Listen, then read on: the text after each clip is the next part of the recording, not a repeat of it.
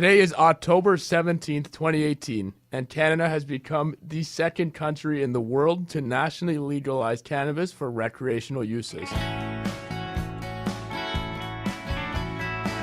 Thank you for tuning in to Beyond the Headlines on our new podcast called The Weekly. This is the first episode, and today we are joined by members of the Monk MPP program, first and second years. Myself, Dimitri Trehelis. Hey everyone, my name is Aryeh, and I am a first-year MPP student. Jasper Paredes, a second-year Monk student. Hi everyone, I'm Vienna, and I'm a first-year MPP student. I'd say that there's probably a list of 7 major historical events that got us to this point. The first was in 1923, where the federal government criminalizes cannabis through their act to prohibit opium and other drugs. The second was in 1969, where the federal government launches the Legalization Commission to investigate non-medical uses of cannabis. In the 70s, that commission releases a report that was fairly progressive and talks about decriminalizing possession and personal cultivation. No action was really taken on that, and then in 2001, Canada legalizes medicinal cannabis, which is a big step. 2003, the Liberals push to depenalize possession under 15 grams, but it never got traction. In 2014, changed the legislation so that it allowed for more commercialization of the medical use of cannabis. And then fast forward to 2017, when Trudeau introduces the Cannabis Act after being elected on a very pointed platform. I think that you could see from the sort of quick timeline that Canada has been fairly apprehensive or cautious towards the legalization of cannabis in its early years prior to the Constitution in the 80s. But I think in the last 20 or so years, we've done a pretty good job at normalizing it within society and having people feel open and discussing it and using it. I think it's a good opportunity now to sort of discuss how policy has been made and how people will be affected on the ground, because today's really what starts legal use. We're living through history. This is it. This is it, definitely. This is the first day. The world is watching. Definitely. So I think an interesting thing to note is that in Ontario, right now we have an online system of purchasing only. We don't have a brick and mortar system set up. And in terms of retailing, that does a lot, but also limits and constrains purchasers as well. And it sort of brings up a lot of barriers for people as well. So I'm just sort of left with questions. How would you guys characterize the retailing thus far, and what kind of problems do you foresee with it? Yeah, definitely. So as we know, the prior Liberal government decided to go through a public model where they were going to only open brick and mortar stores and not open that up to the private sector. And the PC government a couple months ago announced that they were going to do away with that model and decide to allow private individuals and private companies to open brick and mortar stores. But that's not going to happen until April 2019 at the earliest. So we're left with this gap in time where the only legal option for people is to order through the OCS website. I think there may be an issue there because, obviously you have to have the foresight to order the marijuana, wait a couple days, and then consume it. Especially now, too, with so many people ordering right away, that's going to take a while for you to actually get your product. Yeah, exactly. They're saying that I think it's going to be 1 to 3 days. I thought it was 3 to 5 almost. On the website, it says 1 to 3, but there's also a disclaimer now that actually says because everything just kicked off, expect delays. So I think that in and of itself is going to leave a huge window for the black market to remain open, all the illegal dispensaries where people can go in and walk out with their marijuana in just a few minutes. So until there's legal stores readily available wherever people would like them, the black market's probably going to flourish. Yeah. An interesting thing to think about, too, with the legal stores is, so all these licenses are now getting put through to the government. And what about any dispensaries now that are still opening, still waiting for their licenses to come in, but are they still operating illegally, or have they shut down now for the time being until April? Like, how does that affect their own business? Right. I think the government said that anyone operating an illegal dispensary would be able to operate it until October 17th. But at that point, they would be shut down. ineligible to apply for a legal license. But, it's October 17th, and I am pretty sure there's still 80 or 90 legal dispensaries operating in Toronto. So I don't think that's deterred anyone. Yeah. I think it's interesting that the legislation that's gotten us here has left such a big role for municipalities to crack down on the question of dispensaries. I personally don't know if that is a fair representation of the powers of a municipality or the resources that they have available, but I think that's going to be a big question moving forward, how the municipalities are going to react to that downloaded responsibility to deal with dispensaries. In terms of policing, though, I've Yeah. read a couple of reports stating that, yes, they would like to take action on that sort of stuff. Yeah. But in terms of the hierarchy of priorities right now, it's not very high. With the rise of certain drugs like fentanyl that they would rather crack down on instead, they're focusing most of their attention on those. And so a lot of these dispensaries are operating in this sort of gray zone in which they're not technically legal, but they're allowed to exist. I think when time comes and priorities change, we might see a shift in that sort of behavior. But for now, I think things are going to stay for exactly how they are, at least for the time being. One thing that has changed under the law that came into effect today, though, is that cities have more power to order interim closures of illegal dispensaries with a court order, whereas before they didn't have that available to them. So they were shutting them down, confiscating their product, and then they would reopen the next day even. So the cities do have a bit more power now to contain that. But as Jasper said, it's probably won't be a huge priority for them. Yeah. Well, I think a lot of municipalities too didn't realize that they were going to be given this much responsibility in regards to monitoring these dispensaries, and especially too, even with bylaws, their ability to pass bylaws and stuff like that. Like we were talking about Markham, about how they were able to just pass a bylaw to say that there's no weed smoking in public. So to be able to do that and have such discrepancies between municipality to municipality, especially within just the greater Toronto area, I think was also interesting to note.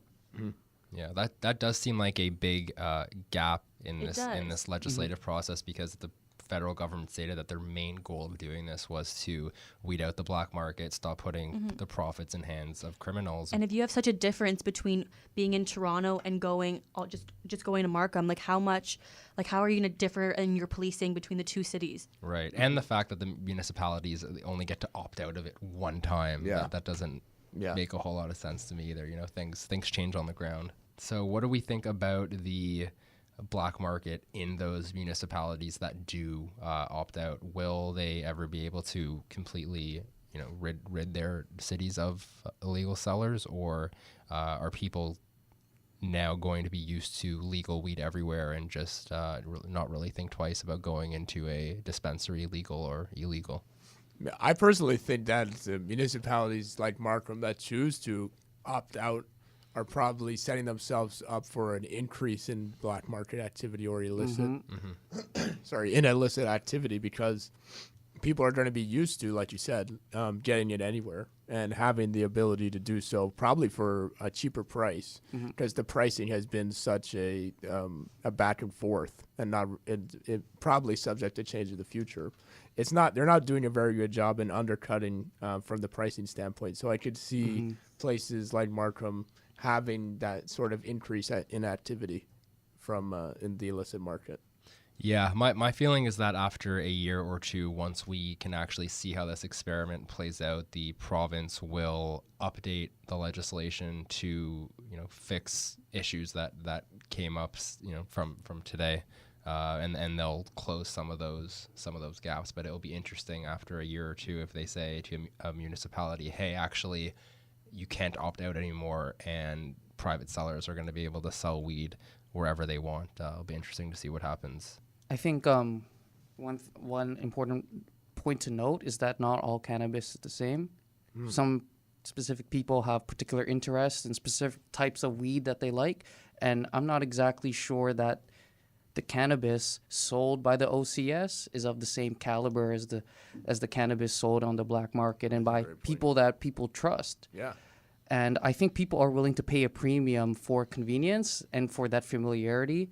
And for that reason, on top of the pricing issue, at least for now, I don't see people even turning away from the black market. No, it's a great point. Because like it's been existing and no one's been doing anything to stop it. And because there are no real consequences in terms of the people, or at least consequences that we felt, I think it's just going to continue. Definitely. No, you're right. If I have a trusting relationship with someone Mm-hmm. and I know that they're going to provide their, like, if I know, and if I know they're going to provide a certain product at Mm-hmm. a price that I can afford, there's not really incentive for me to opt into this new market that may price it at a higher level. Definitely. Exactly. I think we also have to wait and see too to see how the learning curve goes for the government, and like only time will really tell how they match up to prices of the black market, to the caliber of product that you're receiving, and go from there. And I think they have to really pay attention to what differences people are talking about, what differences in the quality of the product that's between the illicit market and what the government's selling, and kind of move on from there. And I think the longer the market continues to exist, the better the government can be prepared to counteract what people can get from the illicit market. But I don't think you're not going to see everyone all of a sudden turning away from what they used to buy on the streets to just going right forward towards the to the government's website. Well, I guess the fundamental question is, do people have enough incentive to stop technically Yeah. committing a Yeah. crime, You're right. Yeah. and change where they get it from? But I think that'll also change too come April, once a lot of the stores in Ontario are open, because it's way more convenient, to just walk into some place, buy your product and leave, rather than having to wait a couple of days to only order it over online. Yeah, and I don't think the police or the government really have a way to penalize people that still are just buying small amounts, under 30 grams from illegal sources, especially once they've already purchased it.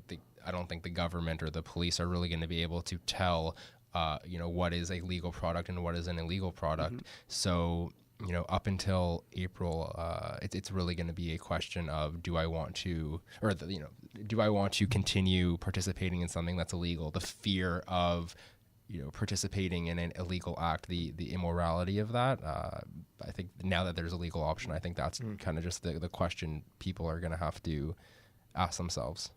Yeah, I think the whole point about normalization and how it being legalized and how that has effect in our society is going to be something that people are going to start seeing a change. I think that in the near future, I think certainly after April, like you were discussing, I think that having the tangible ability to buy it legally and use it in certain areas and cultivate personally will sort of aid in that shift to sort of normalizing it more. And I think that may lead to a less of the illicit substance, because it seems like just a normal thing that you can buy. I go here, I buy it, I go home, there's something wrong with that. And it just seems to make it align with the easier consumer good as before. Yeah, like the government has to understand that its goal is to kind of starve out the illicit market of their own customers and basically provide that same kind of connection, that same type of environment, that same type of connection with within the legal realm, and kind of go from there and build off of that. Yeah, and I think so far they have done a tremendous job just exploring the OCS site over the last few weeks, and all the information that was up there and available was very comprehensive. Yeah. The website itself is very clean, and I think that one of the attractive features is the detailed product information that's available for all the products on there, where you're getting measurements of THC and CBD, whereas before, if you were buying from an illegal dispensary or somebody or just a dealer, you're not really getting that at all. You just take someone's word. Hey man, this is that blueberry kush, but That's a huge Definitely, it's a yeah. huge and incentive. and you're just saying, oh, that sounds great. Like I can't wait. But now you can actually look in and see what the biological. I don't know if biological. I'm a policy student. But whatever the makeup of it is, right? Well, that's a huge incentive too, because you're actually Botanical. you know what you're getting. Yeah. And there's way more. It's way better to actually go into a place, understand what you're receiving from the government, rather than just going off of a whim and seeing what you can get from the black market and not knowing what it could possibly be laced with. Definitely. So it is important to note, though, that the legislation that's been passed and the law as it stands only covers fresh and dried cannabis and some sorts of cannabis oil, but it does not cover concentrates, extracts, or edibles. So that in and of itself is also another reason why the black market may continue to flourish, and it might even change to cater to those products that are specifically still illegal.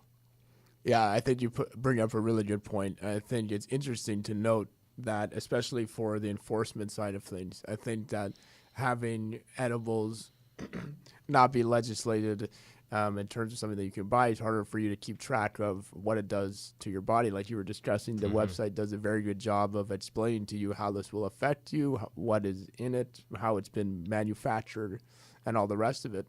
But when we're discussing edibles and how that affects someone's blood levels, it could be a really different story between just smoking it. So the way that you would be sort of on the user end tested for your THC levels when you were driving would be very different than if you were to smoke. And that would bring up a lot of different enforcement problems as well. Right. I definitely think that's one area, too, that the government has not done the best job at, is a matter of how exactly they're going to enforce driving under the influence. Well, I don't think they have done that great of a job in specifically outlining their enforcement and how. And I feel like police officers themselves do feel that pressure because they're going to be the ones on the receiving end of it. They're going to be the ones cracking down on anyone driving under the influence because of cannabis.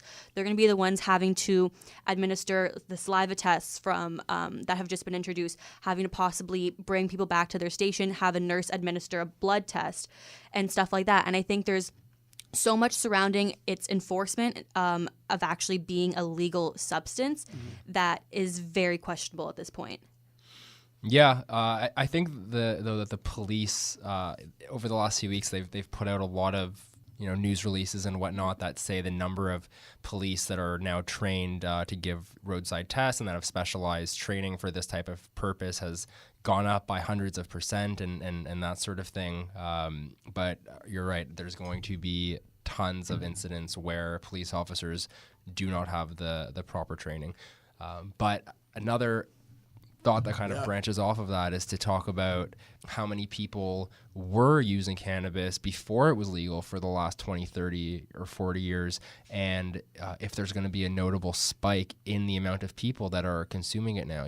There might be a small percentage of the population that said, hey, it was illegal before, I didn't really want to do it, but now it's legal, it's just like buying a beer, I'll try it. And then what is the probability that those people are then going to drive intoxicated, right? So I think looking at the amount of people that currently or before legalization were driving under the influence of cannabis, that it's probably still a relatively good proxy for the amount of people that are going to be doing it now. So I don't think that the fear that there's going to be this huge flux of people that are driving under the influence of cannabis is gonna go up exponentially. I think it's gonna be relatively the same. I think it'll be the same as well.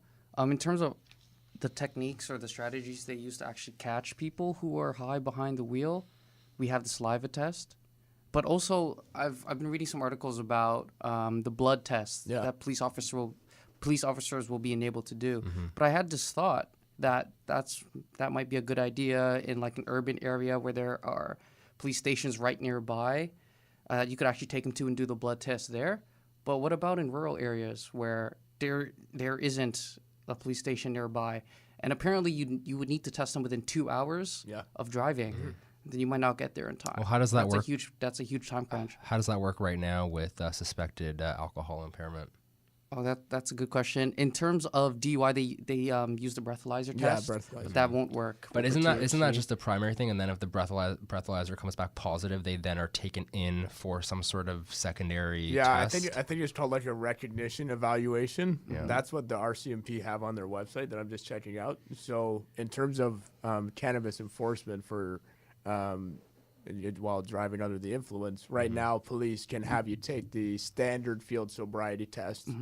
Then if you fail that, then you have to do the saliva test. And then if you fail that, then you're brought in to do what Jasper was talking about, and like a drug recognition evaluation, which sort of has like 4 steps, which is essentially just like a little bit more of a field sobriety test, but it includes what Jasper was talking about. Yeah. A lot of people over the last few weeks have gotten notices from their employers outlining policies. No, it's true. It's true. Definitely. No, you're right. Yeah, you're right. It's true. You're outlining policies with how they're going to deal with marijuana. And one thing that's notable is that the Cannabis Act did not give employers additional powers to impose random drug testing if they suspect that an employer is under the influence. So each company has to kind of come up with their own policy and Well, I was checking out some of those policies out actually, and so like if you work for Air Canada and you're a flight attendant, you can't smoke cannabis on or off duty. Like you're not allowed to have THC in your blood. Right. If you are a police officer, you have to wait 20 before you report to duty, you need 28 days. In Toronto. Yeah. Yeah. And I don't know, there's a few other different places where it's just completely banned on and off duty, and then others you're allowed it when you're off duty, so not working. And it just speaks to the fact that these these limitations are not based in sound scientific evidence. No, they're not. Because it varies across police forces in Canada. Some it's just you have to be fit for duty, a blanket. Some it's 24 hours. Some it's 28 days. So it just speaks to the fact that there aren't stringent guidelines or recommendations that were communicated down by the federal government, and that I think was kind of a gap in this whole thing. Which is also interesting to note too, because if you're going out, say the night before, and you're having a couple of beers or something with friends and everything, you're reporting to work the next day, that doesn't matter. Nope. If you go out that night before and you smoke a joint or I don't know. No, leave it right, in. you're right. Leave it in. But if you go out, the totally night right. before and smoke a joint and go back to work the next day, and you're not allowed to have THC in your blood, like you can get fired for that. Yeah. Definitely. That's a good, huge But the alcohol gap. part's okay. But the alcohol part's fine. Yeah. And you could show up crazy hungover to work and say you're even, I don't know, doing like a police officer, you're even a flight attendant. Yeah. And you went out the night before you're off to take a flight, crazy hungover the next day. What's the difference between that and if you had smoked a joint the night before? Yeah. The thing is, I think because obviously drinking alcohol is legal, most companies, not all companies, do have policies in place for what happens if you show up to work and we suspect that you're hungover. We have the right to send you home. You can be terminated and whatnot. But cannabis wasn't legal up until today, so why would companies have a policy to outline it, right? There's no policy for what if you show up to work under the influence of another hard drug, right? Yeah. So the fact that all of these policies are coming out right now is not surprising, and it also goes back to the point I made before about how many people already used it before legalization. All these people that were consuming it recreationally before today are not just going to all of a sudden show up to work high tomorrow, or you'd hope that. Yeah, no, definitely.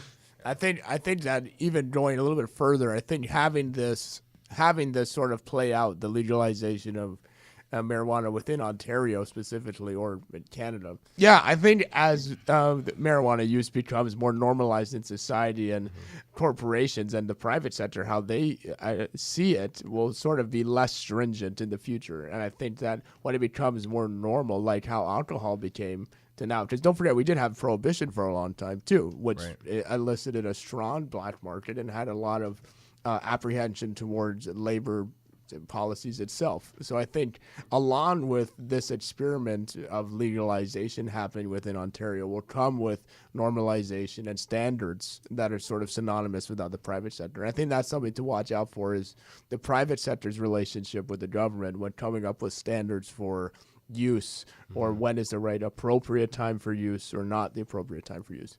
So with today being such an exciting day and cannabis becoming legalized, with it comes a new set of laws. So what are those laws?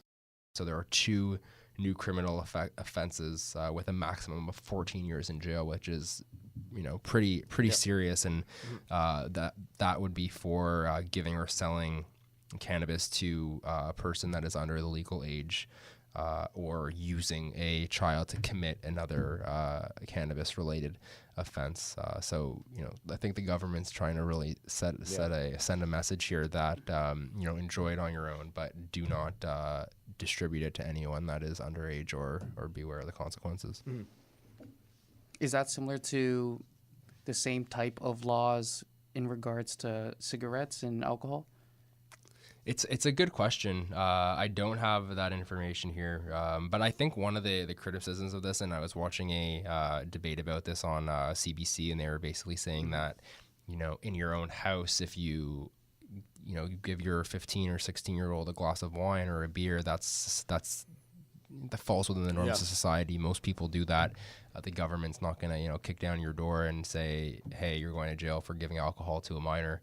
And one would like to think that would be the same case here. I mean, enforcement of that would be really hard. But Bill Blair, who was on this panel, was quick to point out that actually, no, you should not be giving cannabis to your children, even in your house. And it's something that should be avoided at all costs. I think that was a big point in the lead up to legalization, especially the summer was coming out of the Senate discussion to look into the adolescent effects of neurological development in terms of THC and young users. So I think that the Liberal government has been proponents of further research into that area for a really long time prior to legislation coming out. So I can definitely see Bill Blair's stance on that. Yeah. Sure.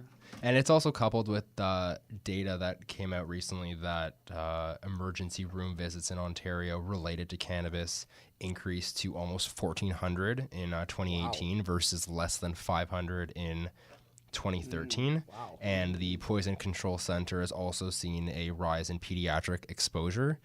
So that's probably from people just leaving around the house and not storing it properly, especially edibles. That's super confusing for kids. It's very confusing. And paramedics have also seen more marijuana-related calls even before legalization. So that might just speak to the broader acceptance in society over the last 10 or 15 years and how marijuana is seen as an alternative to alcohol now, whereas maybe before it wasn't. I don't know if those numbers are going to grow exponentially because of legalization, or that trend will just slowly continue upwards. So let's talk about public awareness or communications on this issue. I think the federal government has done a pretty good job at making this a big part of the public interest. And especially at odds with the Ontario government, there hasn't been as much as a coordinated effort to sort of get everyone on the same page and how it's going to work. What do you guys think about that? Well, okay, on one hand, the federal government has clearly made a commitment to educating, especially the youth, about cannabis, always letting them know well ahead of time about the changes that are going to be made. And they've put their money where their mouth is. They dedicated $9.6 million to do this. Yeah. And specifically to educate youth under 18 on the health and safety risks of cannabis consumption. And on the other hand, to be honest, I haven't really heard a lot from the Ontario government. And I don't know if they put aside money towards some sort of public service announcement or an education campaign. I hope that in the future they'll continue to do that, and especially target the elementary schools and the middle schools and the high schools. But as for now, it kind of seems like the federal government's been doing a better job on getting ahead of this issue. Okay, I think something that will be really helpful to get a better understanding of how this affects the average person is if we go through a hypothetical situation of someone in Ontario wanting to buy cannabis legally today and how that works. You first go to the website, which is ocs.ca, and you have to verify your age. How old do you have to be? You have to be 19. Okay. But important to note that in Ontario, this verification doesn't actually ask for a piece of ID. When you are purchasing something off of the website, your ID will only be checked when it gets delivered to you. So say the Canada Post will deliver your product to you, either you're home or you're not home. So say you're home, you enter the door, you'd have to show your driver's license, and it has to match the date that you gave on the website originally. If you are going to picking up the package because you missed the time, you do the same thing in your local post office, Yeah, it's an interesting whole. which is weird. Yeah, that it's is an a interesting weird side situation. discussion to see how they're training Canada Post To do that. delivery Yeah. people and the attendants at Shoppers Drug Mart to check IDs, Yeah. whereas before they were just doing it to make sure that you weren't picking up somebody else's mail. Now you're now checking they're it to see their legal yeah, age. so that's gonna be interesting. Now, you're not trained at Shoppers to make sure this ID isn't a fake ID. You're Right. just No. making sure that the name is the same, It's right? the same, yeah, Yeah. and that's it. Yeah, so that's probably gonna add a whole nother level of responsibility to those employees. Okay, so I've just entered the website, and now I have entered my age, which has not been checked. No, Which has not been checked. it's not And been that- verified. So it's not been verified. How do I look at the products provided to me? Well, you can first either go to the learning about cannabis section, or you can go to like start browsing for our actual product. So I just went onto the website and it says the response to cannabis legalization has resulted in a high volume of orders. Please expect your order to be delivered between 1 to 5 business days. So Oh, already a lot of high stuff is traffic. actually sold out. Wow, already? Yeah. What time is it? 6:28, Yeah. almost 6:30. Yeah. I was looking during lunch today, and almost all the products are sold out already. Really? Yeah. Yeah, a but lot have been sold this was out. expected for the last few weeks. Analysts have been forecasting huge shortfalls That's true, no, in definitely. supply. They were saying that the amount of supply that exists right now is probably only going to meet 30 to 60% of the demand, which is just another reason why the black market is going to continue to flourish until that equilibrium quantity Quantity. is met. The bliss supply point. demand Shout out, curves. Croft. The bliss point. Perfect. Okay, so I've just entered. They verified my age loosely, and now I'm looking to buy products if they're still there and they're not sold out. How much do they cost? Well, that depends on what you're looking. That depends on what you're looking to buy. So they've divided up into dried flowers, oils and capsules, and pre-rolled joints. So if you're looking to buy dried flowers, Yeah. let's check this out here. Are you looking to buy dried flowers, Dimitri? I'm not, but this hypothetical In this person, hypothetical, is- you Right. are? Oh yeah, Okay. the other guy. this other person, I don't Yeah. know who this Okay. is. So this first one here, we'll just pick this up. Yeah. It costs $8.40, And that's- taxes included. And that's 1 gram. Yes. Yes, and there's a $5 flat delivery fee, shipping fee. So in total, this is going to cost me about $14. Yes, the cheapest product you can get is, I believe, is $7.50 per gram. Yeah. And that probably goes up to like 14 or 15 bucks a gram for the highest quality stuff. God, a product that I like that is cheap, around $7, with the delivery method that I have to use for the time being, that adds another $5. We're at like almost $13. Yep. How much would it cost me to buy it on the street instead? So there are estimates that the average price of marijuana for 1 gram in Canada is also about $7. I think that's kind of a low estimate. I mean, Yeah, that's low. in Yeah. most illegal dispensaries, the cheapest stuff they have is $8 or $9 a gram, and then most of it goes up to 10, 11, 12. So it's really going to be interesting to see if the provincial government is going to be able to undercut those prices. Speaking about the Yeah. OCS website, the price of pre-rolled joints is about $12.35. the cheapest. you. And is that only? But is that for one? That is for. Hold on. And how much is in it? It's for These are one. important. It's for like 1 gram. 1 gram is yeah, 12. it's 1 gram. It's like I think the Yeah. cheapest is $12.35. Yeah, so that's actually not a bad price, but I feel like until Sorry, $10.35 the cheapest. Oh, that's pretty Okay. good.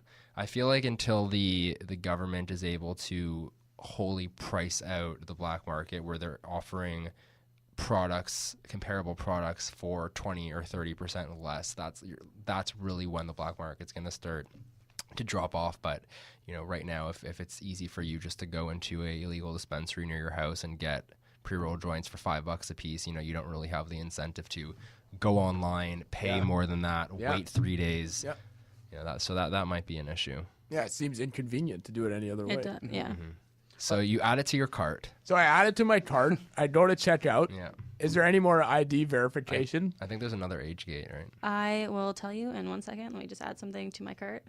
And something that's cool about the website is that because you're only allowed to possess 30 grams at any time, as you add things to your card, it the counts the page, grams? it actually in counts real time, yeah. In real time. how much Yes, you have. it does. You're only allowed to order 30 grams. Wow. But there's no mechanism preventing you from just putting in multiple orders. So I'm That's a gap. here. Your taxes are included. Yep. And you had to click to verify my age again, Okay. but no actual proof. Right. Okay. And then you enter in basically your contact information and your shipping information, and then it'd be your payment method, and that's about it. Yeah. Then you place Wow. your order, and it comes to you in Yeah. 1 to 5 days. 1 to 5 days. I think the whole age verification thing was a intentional decision made by the government, because in some other provinces you do have actual age verification where it's a whole process and Yeah. you can't buy until they've actually verified your age. But in Ontario, if the government doesn't really care if they're making the sale, they're making the money. What do they care if it gets to your door and then you're not actually 19, right? They've already made the money, so I think that was an Yeah, but intentional decision. The problem is, though, okay, so say it does get to your door, you ordered it and you're underage, and you don't have a license to prove the age that you verified online. So how does that? Did the post office just take off and take it back and They leave? probably send it back and you just don't get your money back. It'll be interesting Probably. to see how that plays out. Yeah. Yeah, because you would think, because I don't know, like going on, if I was, say someone was, I don't know, 15, 16 years old in high school, they go on and they see, oh, I don't really have to verify my age, I just plug in an age, order it, and it gets shipped to their house. Like after that, it just had to get shipped back, and you're like, oh, my bad, post office guy, like sorry. Post office dude. That's definitely something to look out for, I think, is how the delivery method will be received and how people are going to be gauging identity verification in terms of age. Okay, Yeah. so I've added to my cart. It comes to my house. We have the whole ID verification. After that, where can I use it? So, great question, Dimitri. That depends on where you live. That's a good point. So in Ontario, under the old Liberal government, they decided that the only place you would be able to consume cannabis was in a private residence. But when the PC government changed the law to the private retail model, they also changed the rules around where you're allowed to consume cannabis to be in line with where you're allowed to smoke cigarettes. So you will be allowed to consume cannabis anywhere in public where you're allowed to smoke, except for a few exceptions, I think, like nurseries and hospitals and that sort of thing. But in terms of public consumption on sidewalks and in parks, that's pretty much going to be a free-for-all. And so now I've ordered it, but now I've enjoyed the substance and I want to personally cultivate it. How many plants can this person have? For In Ontario. In Ontario. So In Ontario. this decision was left up to the provinces. So in certain provinces, Quebec being one of them, you're not allowed to grow any at home. But yeah, I think it ranges from about 4 to 6, depending on the province. in Ontario, I'm pretty sure you're only allowed to grow 4 per resident. Yes. No, Like per person, like per household. dwelling, yeah, per per dwelling. household, Yeah. not per resident. Yeah, because in Colorado, they actually, I think the Ontario government learned a big lesson from Colorado where it was they did. per person. So you'd have these people living in co-ops with like 50 or 60 people that were each allowed to have multiple plants, and then it would basically turn into these massive grow-ops. So that was a huge loophole in the law, and we probably learned a lot from the experience there. Mm-hmm. Definitely. That's a really good application of a jurisdictional scan, which you'll have to do in your one of your upcoming classes. There's also been a lot of talk about the border control of Yes. cannabis. Yeah. You could take it on an airplane, eh? Yeah. That's You can't- so you weird. can't. I did not know You can that. take up to 30 30 grams on an 30 grams airplane. on- Even on your carry-on, yeah. Yeah. Just a nice Ziploc baggie. But you have to be careful, though, where you're going. Like, is that within Canada travel? only within yeah, Canada. Yeah, within Oh, Canada. Like, you okay. can't cross. Like, you No, can't you cross can't. It's a door. federal obviously. offense in the Yeah. States. Yeah. So I read that there's going to be, there probably are today, there's going to be signs at all airports, terminals, ferries, that sort of thing that exit Canada that say, like, make sure, like, you don't have anything with you, kind of like at airports. It's Yeah, like, don't you can't bring it on any yeah. international flights. Yeah. Well, you could, but the dogs will be released. I wonder if there's actually going to be a lot more like dogs checking. Oh yeah, that was another thing I Yeah. read, that the drug sniffing dogs cannot decipher between different types of drugs, and right now they're all Really? trained to bark for weed. So what's going to happen when people now travel with a Ziploc bag full of weed? The dogs are going to smell it and maybe bark, but it's legal. They're going to have to retrain all the dogs. dogs. Wow. Doggos. So things to watch out for? Yeah. Yeah, so definitely one of them is whether or not the police finalize the method in which they're going to enforce sobriety behind the wheel, and different ways that they choose to deter people from driving while high. Yep. How licensing for stores within Ontario were going to come to be, and whether or not current places that do sell weed illegally, like within a store, how that's going to play out for them as well. I'm interested in statistics. So how many people are going to be charged and convicted of a driving while under the influence of marijuana? How many, what are the emergency room visits going to look like? Yeah. 911 calls for, weed-related incidents, that sort of thing, right? I want to really see if the numbers are going to increase exponentially like some people fear, or if they're just going to slowly, rise and eventually plateau. Yeah. I think something interesting to look out for will be how those municipalities whom choose to opt out, how the illicit market's going to sort of increase or decrease in those areas, depending on the demographics there. Yeah. So Yeah, the variation between municipalities will be very interesting to watch out for. Yeah. Will the illegal market ever be totally stamped out? I mean, if you look at No, I don't think so. Definitely alcohol, not. is there anywhere to buy alcohol illegally? That's from some Maybe of like these different basements. variations of alcohol that isn't that like sold here. moonshine or Yeah. something. But yeah. those are just types. Like alcohol itself, no, I don't think. In terms of one other thing to look out for is I'd be interested to know what happened to all those people who are currently behind bars for cannabis-related that offenses. sounds They like- have been Yeah. issued. The federal believe we government didn't is going to be talk about issuing this. pardons Oh. for if you Yeah. if you were convicted of possession for 30 grams or Yep. under, you're going to be issued a pardon. I don't know. Oh, Yeah, so they Yeah. announced. Okay, we should have that's actually talked about this. super They good. announced Yeah. this Yeah. this morning. Yeah. If you were convicted of anything that's legal now, like possession under Yeah. 30 grams or anything like that, you're gonna get a pardon. But they don't just like expunge your record. No. The people still have to apply Oh, for the wow. pardon. Oh, wow. It's a whole. It's still whole a process. Okay. Yeah, so I think the NDP was criticizing the Liberals for not going far enough and Yeah. not expunging people's records and still making the onus on them to have to apply and still having to check the box on a job application that they've been Yeah. convicted of a crime. Wow. But it's it's a step in the right direction, That's right? true. You're right. No, you're right. So good for them. Better than no action. Well, okay. Thank you, everyone, for being involved. This has been a really cool discussion and great first episode of the Weekly. We couldn't have done it without everybody. We're living through history. We're living through It's a lot of history fun. today. Yep. Wow. Okay, great. Thank you.